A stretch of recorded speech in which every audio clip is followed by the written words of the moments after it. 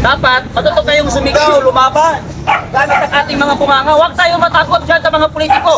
Palamunin niyang mga palamunin natin ang mga mayor, politiko. Tayong nagpapakain sa kanila, tayong nagpaparal sa kanila. Mga batugan yan, hindi marunong magtrabaho yung mga gago na yan. Mga palamunin natin yan, kaya huwag kayong matakot. Kahit mayor pa yan, congressman pa yan, bakit? Ikaw ang nagpapakaon sa gago na yan. Ikaw ang nagpapakaon. Oh. Thank you very much.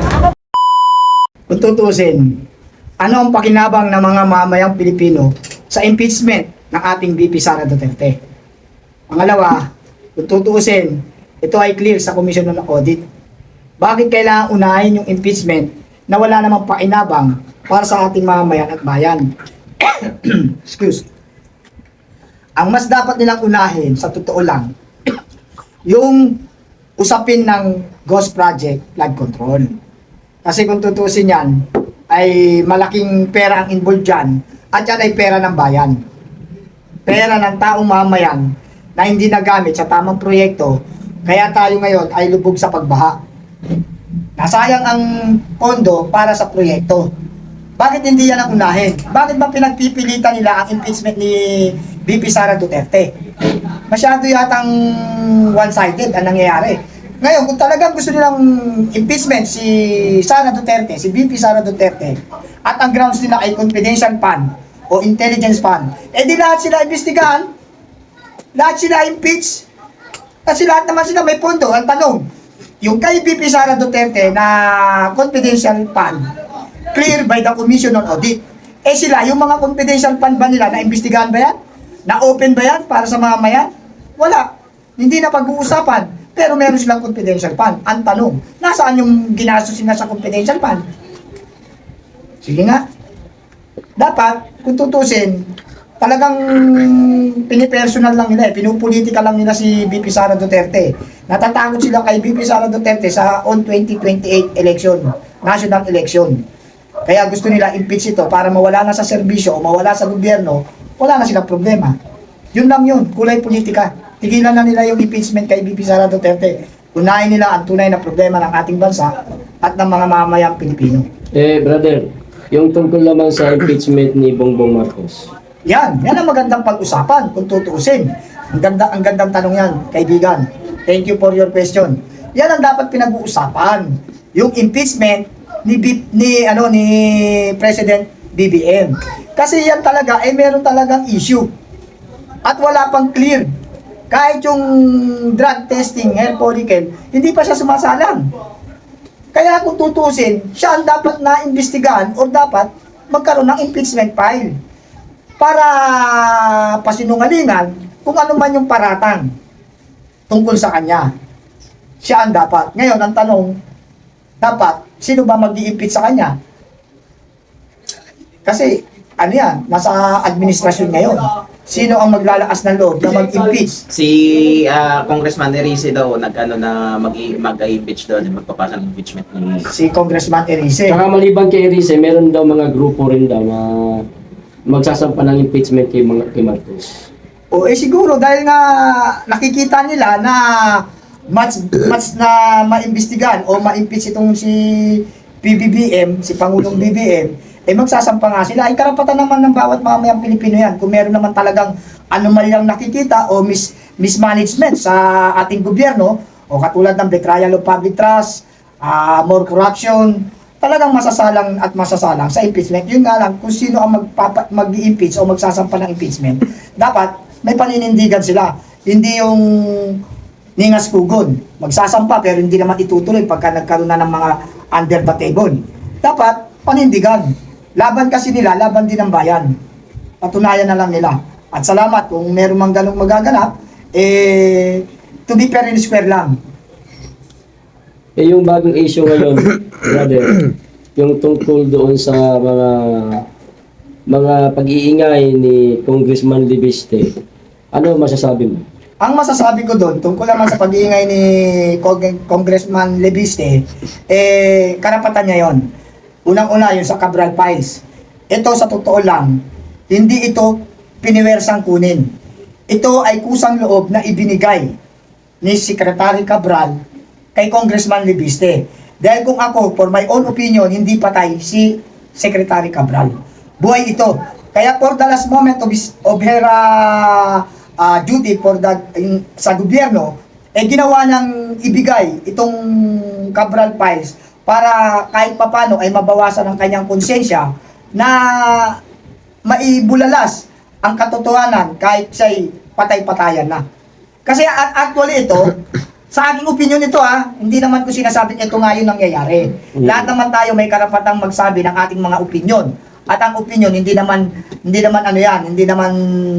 kaso yan. Yan ay opinion lamang. Sa aking opinion, yan ay ginawa ni Secretary Cabral yan dahil nakukonsensya na rin siya. At ang pinatay niya rito ay hindi ang kanyang pagkatao. Ang pinatay niya rito ay ang issue at yung kanyang nalalaman. Dahil ayaw niya nang habulin siya ng mga ibibisto nitong Cabral Files na ito. Kaya parang to playing safe, ginawa niya, dead me. O patay ang kanyang sarili. Pero ang kanyang sarili ay buhay na buhay. Ang pinatay niya rito ay yung issue at yung kanyang nalalaman. Pero, Tingnan nyo, meron na bang issue sa kanya? Wala na, di ba? Parang nabura na, parang nakalimutan na si Secretary Cabral. Kasi nga, ang akala ng mga tao, patay na ito. Sa totoo lang, kapag ikaw ay patay na, wala nang dapat habulin. You are dead, issue is dead. Yun. Naniniwala ka ba sa mga hawak ni Libiste ngayon na mga di umano'y Cabral Files, kompleto yan, walang kulang-kulang? Nariyan kaya pangalan ng mga mastermind, naniniwala ka ba yan? Malamang. Kasi, bakit sila natatakot? Kasi hindi naman sila matatakot kung wala sila dyan. Kaya tingnan nyo, tinatrabaho. Ano ang plano nila kay Congressman Libiste? May plano pa silang burahin o walain o burahin sa lipunan si Congressman Libiste. Di ba? Para bang gusto nila tapusin na kagad. Siyempre, pag namatay o napatay si Congressman Libiste, wala na rin mag-iimbestiga at wala na rin lalabas na Cabral Files. Kaya nga nagpauna na si Congressman Libiste na ipinahayag niya na kung papatayin niyo ako, mabibisto ang lahat-lahat. Parang ang ginawa niya noon para hindi siya galawin. Pero sa totoo lang, dapat naman talaga huwag nilang galawin. Kasi may buhay yan, may pamilya din yan. Maging sport na lang sana sila. Harapin na lang nila ang kaso para hindi na lumaki pa o lumala ang problema ng ating bayan. Lumalala na ang problema ng ating bayan sa sobrang pamumulitika. Kaya tigilan na nila. Hayaan nilang ihayag ni Congressman Libiste kung ano man yung Cabral Files na hawak niya, sagutin na lang nila. Huwag na nilang gantihan pa ng masama dahil nakikita naman sila ng Diyos. Yung sinabi naman po, boss, ni tawag nito ni Chavit Singson na one-time big-time rally daw na gagawin niya. May mangyayari pa ba kaya sa one-time big-time rally na yan? Kung isang araw lang magkakaroon ng rally? Malabo kung isang araw lang. Kasi sa isang araw na yan, pag nag-uwian na ang mga tao, hindi naman nagtagumpay, wala talaga mangyayari. Ang dapat niyan para sa akin, for my own opinion again. Para sa akin, kung talagang gusto nila ng one-time big-time, sinimulan nila ng 31 onward hanggang sa magtagumpay. Magro-routine lang yun. Kumbaga, sinimulan ng 31, walang nangyari. A1, walang nangyari. A2, walang nangyari. A3, walang nangyari. Go and go and go and go hanggang sa makamit ang tagumpay. Dahil kapag nagpatuloy yan, parami ng parami ang mga tao. Dadagsayan. At yung mga iba, uuwi, may papalit. Uuwi, may papalit. Pag ganun ang ginawa nilang sistema, may tagumpay na matatamasa ang mamamayan dito. Tagumpay saan? Tagumpay sa kung anong demand nila, di ba? Ang ano nila dyan, ang demand nila dyan, step down the president. So, kung kailangan ma-step down si president, siguro naman, in God's will, hipuin ang kanyang puso na magkusang loob na siya. Kung makikita niya na ang mga tao isang araw, 2 araw, 3 araw, 4 na araw, 1 linggo na nagdurusa dahil nga ayaw na talaga ng mga tao. Ang tao ang masusunod dito Kaya kung makikita ng Pangulo na ang mga tao talagang desidido na siya'y pababain, sana naman pagbigyan na. Para magkaroon na ng development ng ating bansa, tigilan na muna yung pamumulitika. Kasi wala namang mapapala sa politika-politika. Ang bansa natin na luray-luray na. Ang bansa natin naghihirap na. Ang mga mamamayang Pilipino kawawa na, umiiyak na. Kaya pag yan one time, big time na yan, not one day nagpatuloy hanggang sa magtagumpay, maaari, malaki ang posibilidad. Dahil siguro naman may puso pa rin naman si Pangulong BBM na kapag nakikita niya ang mga tao umiiyak na dyan sa kalsada at nananagoy at nananawagan, nakikiusap dahil hirap na nga. Sa totoo lang, alam din naman ni Pangulong BBM kung sino naman talaga ang nasusunod sa pamamahalang ito. Isa na lang, bossing. Tungkol naman ito sa mga nangyaring trust ratings, approval ratings, at saka performance ratings ni Pangulong Marcos na napakababa talaga, lahat negatibo. Ano ang masasabi mo? Ito ba indikasyon na wala na ang suporta sa kanya ng publiko? Sa aking opinion, wala na. Wala na simpatya sa kanya ang majority people o ang nakararaming mamamayan. Kitang-kita na kasi sa karanasan. Unang-una, ito nung ang flood control na ito. Napakalaki ng epekto nito Dahil nung mga maraming namatay. Maraming naapekto ang mga buhay. Na hindi naman dapat nangyari kung hindi nakurakot ang pera para sa proyekto ng ghost project na yan ng flood control. Doon pa lang, nagising ang mga tao na kaya pala maraming pagbaha ay dahil sa pangungurakot. Kasi sa totoo lang, kahit sabihin natin hindi siya ang may kagagawan, pero siya ang pumirma ng mga insertion o ng mga intended fund for that project, meron siyang responsibility dito. Ito yung tinatawag na command responsibility. Ayun. Yun po yun. Kaya kahit sabihin mo, hindi naman ako gumawa niyan. Oo, ako pumirma, pero hindi ako may idea niyan. Idea niyo yan. Pero ang tanong, bakit mo pinirmahan? Yun yung tinatawag na command responsibility. Meron ka pananagutan sa bawat nangyayari sa iyong mga gabinete. Dapat kontrolado mo yan. They are under your command. Kaya yung pagpirma mo, kung di mo pipirmahan yan, wala silang magagawa. Halimbawa, ako yung isang congressman. May proyekto akong related sa DPWH flood control project. Binigay ko sa'yo. Pwede mong hindi pirmahan Uy, ba't ang laking budget? Over budget ito. Teka, i-revise muna natin yan. Pag-aralan natin maigi. Pwede. Pero hindi nga nangyayari yun dahil nainayunan mo. Kaya you are violating the command responsibility. Ayun. Pero okay ba? Para sa iyo, sino 'yung nag-expose ng malaki ang corruption na ito? Kasi sinasabi ng mga Marcos loyalists, si BBM daw. Hindi. Sa totoo lang, to clear. Hindi. Kasi kung siya ang nag-expose niyan, kung natatandaan niyo yung SONA, binanggit na sa SONA yung 5,500 flood control project na natapos na. Daw, sabi niya. Natapos na. At ang mabigat pa, meron pang kasunod. You are declaring without inspection. Hindi mo in-inspect kung yung 5,500 na ipinronouncement mo sa SONA is talagang finished project. Kasi yung mga project sa totoo lang, may completion yan project start. Completion of project, meron yan. Halimbawa, nag-start ng 2022. Completion of contract, 2024. Meron yang record. May auditing yan. Ngayon, bago mo sana ipinronouncement yan, nakita mo talaga yung completion of contract, physical. In-inspection mo, pinuntahan mo, asan yung flood control project ng Bulacan? Ito. Okay, hindi ghost project. Kaso, yung pronouncement, pero hindi mo naman na-check. Tapos ngayon, sasabihin niya siya nagbisto, sasabihin ng mga Marcos vlogger. Paano siya nagbisto? Yun ang tinatawag na nagugas kamay. Naguhugas kamay na lang siya para lumabas na siya ang nagbisto. Pero sa totoo lang, kung babalikan mo yung kanyang SONA, dun pa lang nabanggit niya yung 5,500 na natapos na proyekto. Pero daw lang yun, hindi pala totoo. Diba? At marami pang kasunod. Dun pa nga lang, marami nang kasunod. Ibig sabihin, marami pang tatapusin. Dun pa lang sa 5,500, wala diba? Kaya hindi siya nagsisinungaling yung mga Marcos vlogger na yan Kasi nga, binibigyan sila ng bayad para magsinungaling. Yun.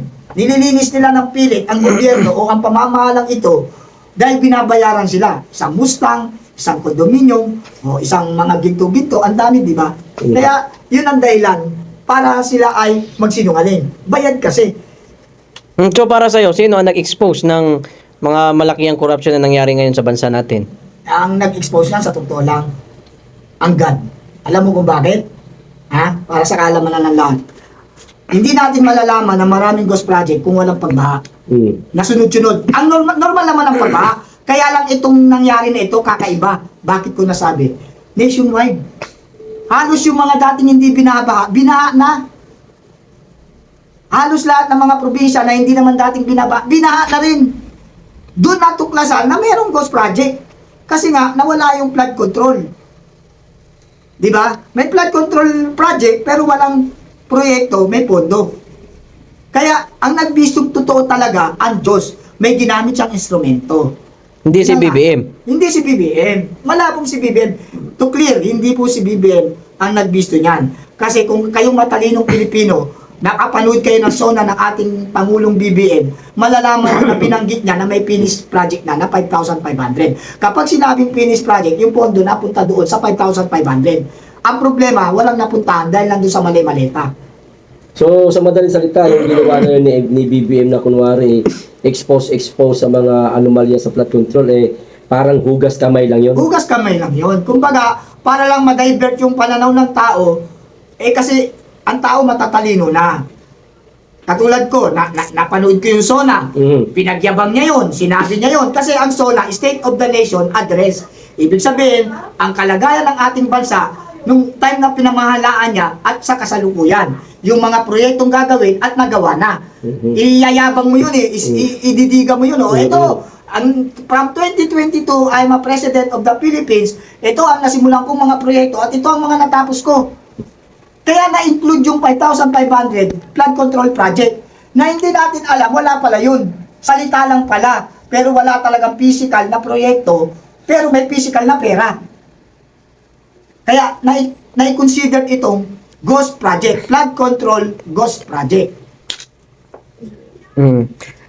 Ibalik ko lang yung talking about doon sa impeachment. Kasi ang sinasabi din ng mga Marcos loyalists na ka-impeach daw si Vice President Sara Duterte dahil meron daw malinaw na kumbaga ebidensya yung Mary Grace Piatos. Ano opinion mo doon? Yung Piatos chichirya yun, kinakain. Alam nyo, kaya yun, code name yun Kasi confidential fund nga confidential intelligence fund. Pag sinabi kasi confidential, hindi mo kailangan expose, iingatan mo yung buhay ng tao kung sino man yan. Kaya yun, mga alias lang yun. Ngayon, yung alias na yun, pinapuputok nila yung Piatos na yan, pero sa totoo lang, hindi dapat talaga malaman kung sino yan at kung ano yan. Confidential nga Pero kung babasihan natin ang auditing ng Commission on Audit, na sinabi nila na ang confidential fund ng ating VP Sara Duterte ay clear na gamit ang confidential fund sa tamang paggamit. Walang pang-aabuso, walang anomalya.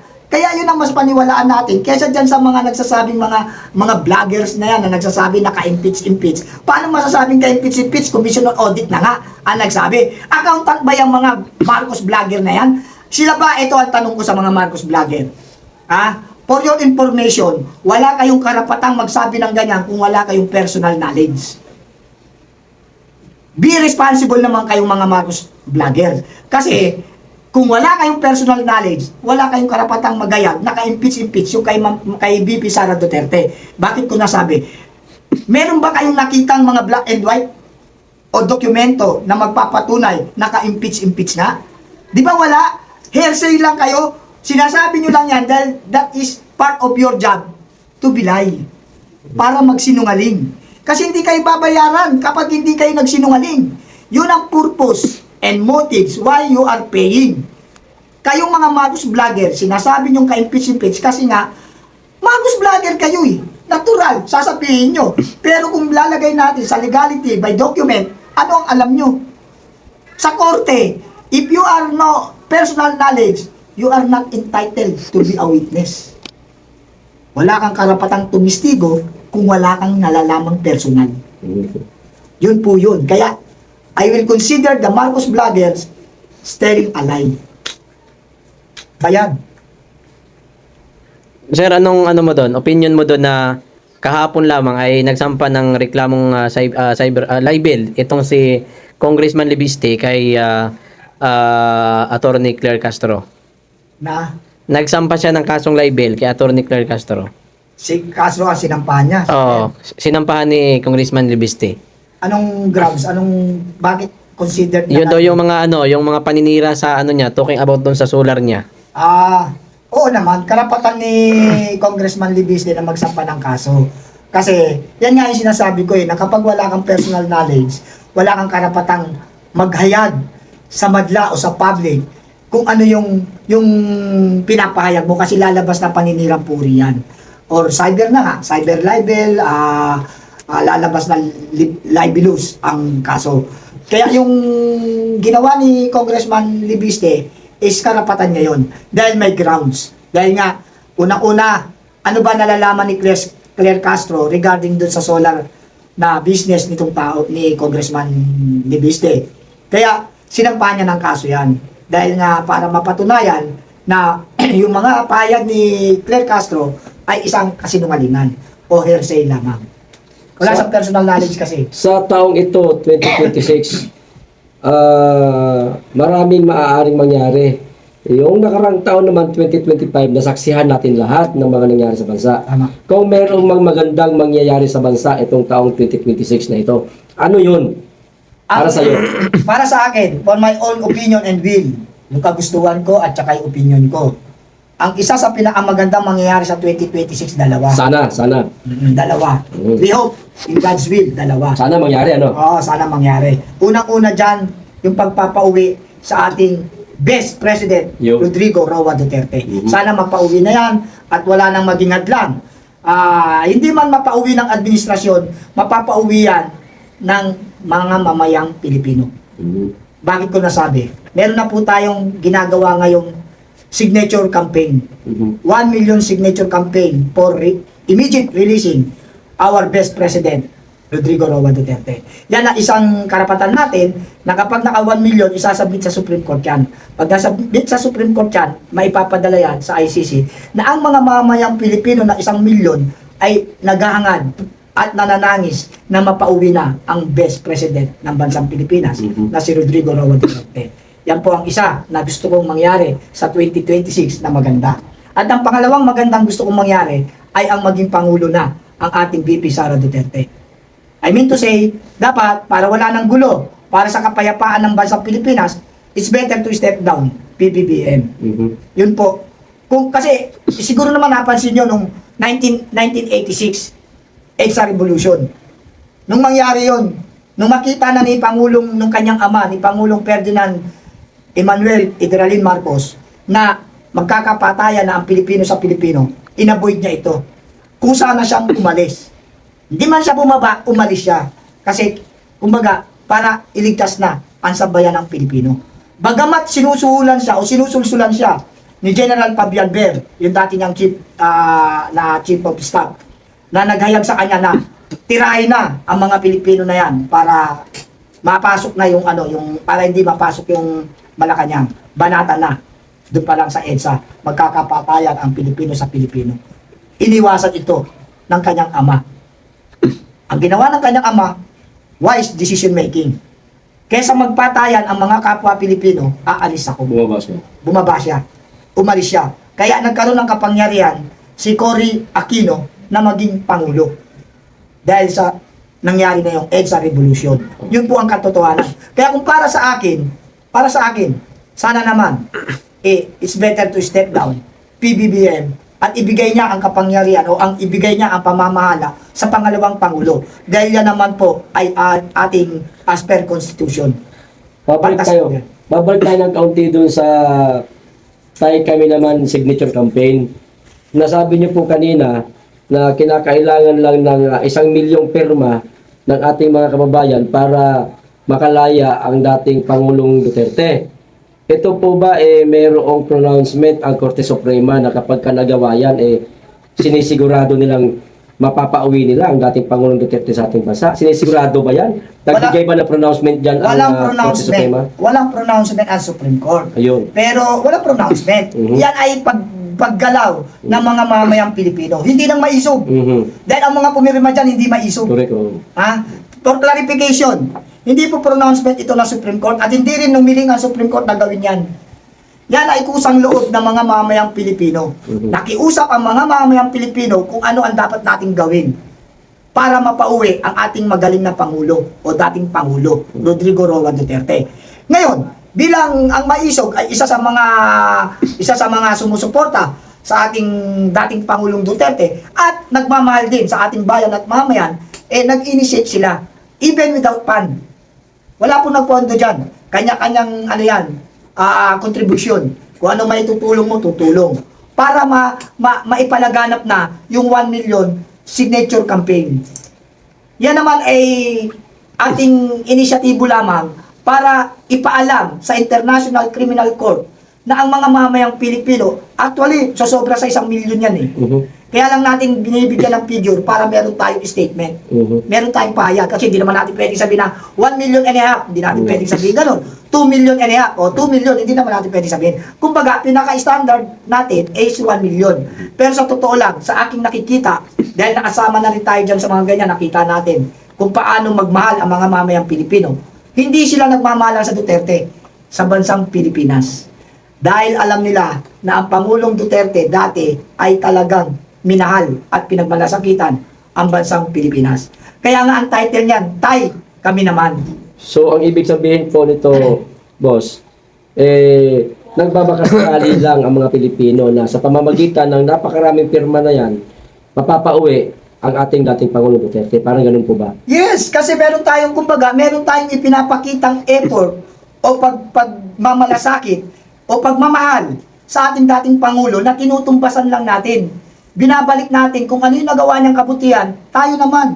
Ano ba magagawa natin sa isang dating Pangulo na napakabuti at ginawa sa Pilipinas, especially sa peace and order? Na talagang naging payapa ang Pilipinas. Kaya maraming umiiyak na ina ngayon. Dahil bumalik ang mga krimen, bumalik ang mga karahasan sa ating bansa. Kaya sa sobrang pagmimiss nila sa ating dating Pangulo, gumawa sila ng isang kaparaanan na sa aking pananaw, malaki ang posibilidad na mapagbigyan ito. Yo. Dahil black and white ito Pirma ito ng mga pangkaraniwang tao. Isang tanong na lang po, sir.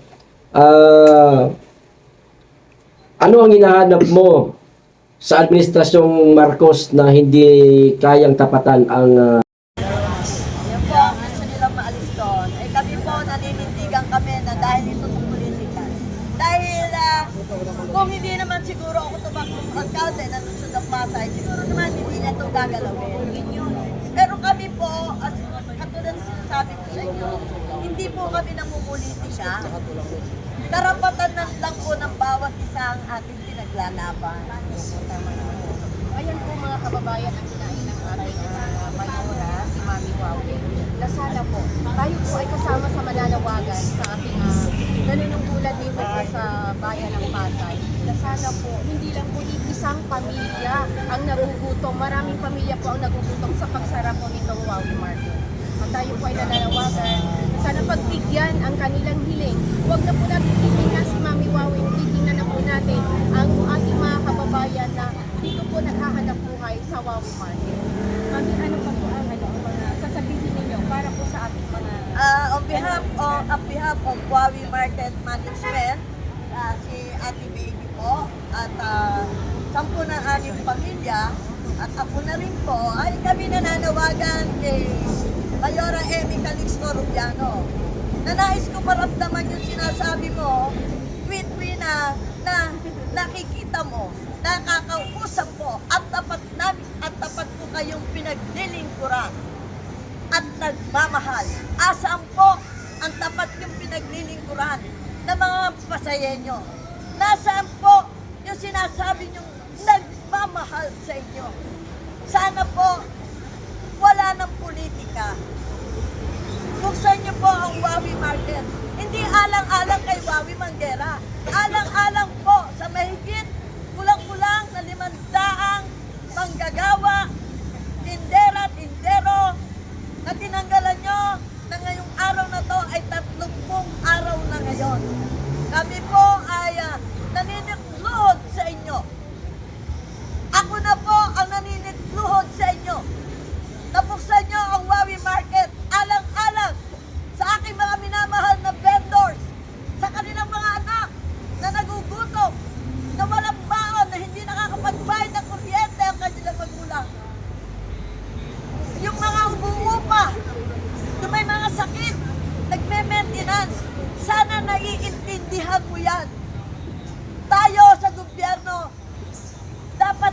ang lumalapit sa taong bayan. Hindi ang taong bayan ang lumalapit sa atin.